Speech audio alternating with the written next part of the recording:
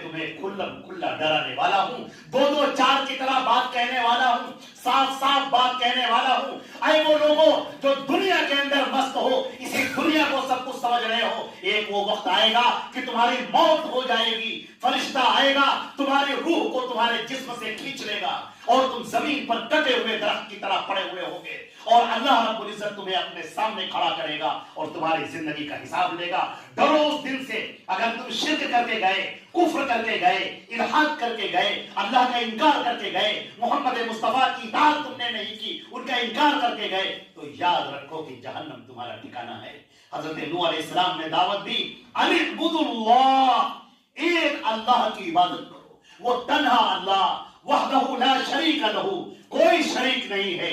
آسمان کا مالک، زمین کا مالک، بر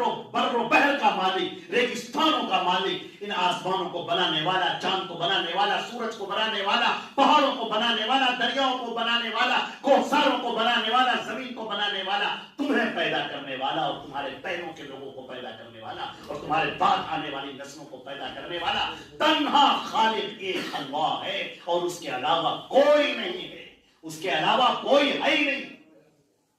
فرمایا واتقوا، اسی سے ڈرنا، اسی کا تقوی اختیار کرنا اور اسی کا خوف رکھنا، وَأَطِيعُونَ، اور میری بات ماننا، اللہ کی توحید، نبی کی رسالت، اللہ کی اطاعت، نبی کی فرما برداری، اللہ کی اطاعت کے ساتھ نبی کی بات ماننا، کیونکہ نبی جو بھی کہتے ہیں وہ اللہ سے لے کر کہتے ہیں، یہ وہ طریقہ ہے۔ فرمایا یغفر لکم من ذنوبکم، اللہ تمہارے سارے گناہوں کو معاف کر دے گا، ویؤخرکم الی اجل مسمی، اور جب تک تم زندہ ہو ایک مدت تک تم کو ایک مہلت دے گا اللہ، ان اجل اللہ، اور سنو جب اللہ کا دیا ہوا وقت آ جاتا ہے، لا اذا جاء لا یؤخر، وہ جب وقت آ جاتا ہے تو وہ کبھی ختم نہیں ہوتا، پیچھے نہیں ہوتا، ایک سیکنڈ کا فاصلہ نہیں ہوتا۔ لوگ فلا یستطیعون توصیۃ ولا الی اہلہم یرجعون، موت کا فرشتہ جب سامنے آ گیا تو تمہیں اتنی بھی مہلت نہ ملے گی کہ تم وصیت کر سکو،